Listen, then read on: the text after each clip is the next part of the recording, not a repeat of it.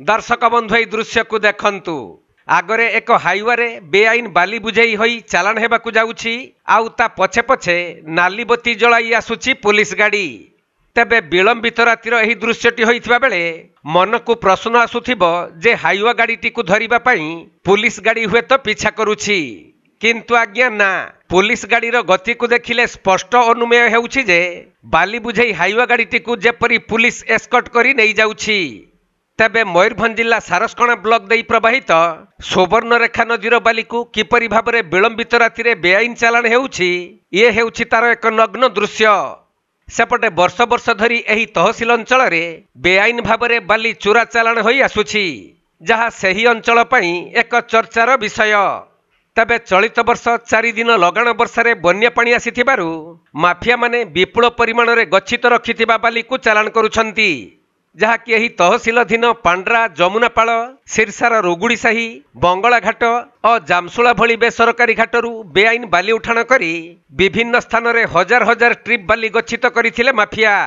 सही बाली को एबे विलंबित रातिरे ट्रक और हाईवे जुगे विभिन्न स्थान समेत राज्य बाहर को चालान करुथिले भी तहसील, माइनिंग और पुलिस नीरव द्रष्टा साजिछि। एपरिकी बाली माफिया को चोरा चालान रे पुलिस सहयोग करुथबा देखिबाकू मिलिछि। देखुनाहांती विलंबित रातिरे बाली बुझेई हाईवे पछरे नाली बत्ती जाली घुरी बुलुथबा पुलिस पेट्रोलिंग गाड़ीर लाइव वीडियो। एइथिरु स्पष्ट प्रमाणित हेउछि जे बाली माफिया को चोरी करिबारे सहाय्य करुछि पुलिस प्रशासन। तेबे एहार मुकाबिला करिबा पई माइनिंग विभागर आवश्यकता थिबा बेले पर्याप्त अधिकारी नथिबारु बाली माफिया माने सक्रिय होई कोटी कोटी टंका राजस्व लुट करुछंती, जहाँकि राति सारा सुवर्णरेखा बेसरकारी बालीघाटरू जेसीबी साहाय्य बाली उत्तोलन करी बड़ बड़ हाईवे रे बाली चोरा चालान हेउछि।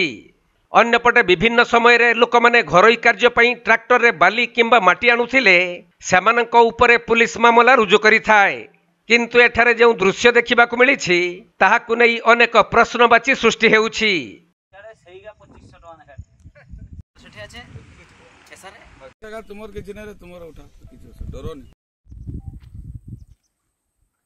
मयूरभंज जिला सारस्कणारू तपन कुमार दंडपाटଙ୍କ रिपोर्ट, कोणार्क लाइव।